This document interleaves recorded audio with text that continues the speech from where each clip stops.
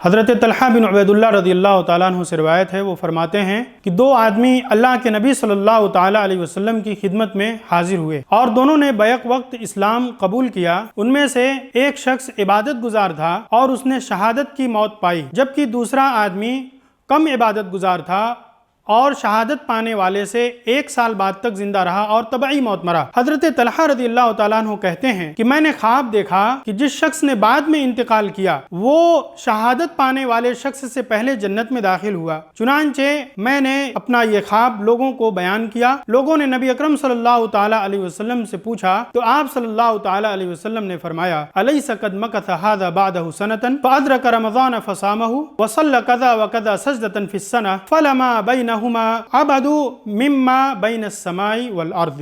اللہ کے نبی صلی اللہ تعالیٰ علیہ وسلم فرماتے ہیں کہ کیا یہ بعد میں وفات پانے والا شخص شہادت کی موت پانے والے سے 1 سال بعد تک زندہ نہیں رہا اور اس نے رمضان کا مہینہ پایا، رمضان کا روزہ رکھا اور سال میں اتنی نمازیں پڑھیں، تو جنت کے اندر دونوں کے درمیان اتنا فاصلہ ہے جتنا کہ آسمان اور زمین کے اندر فاصلہ ہے۔ محترم ناظرین، آپ غور کریں اس حدیث اور اس واقعے پر کہ ایک شخص جس کی وفات بعد میں ہوئی اور شہادت کی موت نہیں بلکہ طبعی موت مرا، لیکن اس کا مقام جنت کے اندر شہادت کی موت پانے والے سے بلند تھا۔ کس وجہ سے؟ صرف اور صرف اس وجہ سے کہ اس نے رمضان کا مہینہ پایا اور روزے رکھا اور اسی طریقے سے کثرت سے نوافل کی ادائیگی کی۔ اللہ تبارک و تعالی ہمیں رمضان میں صیام و قیام کی توفیق عنایت فرمائے، آمین۔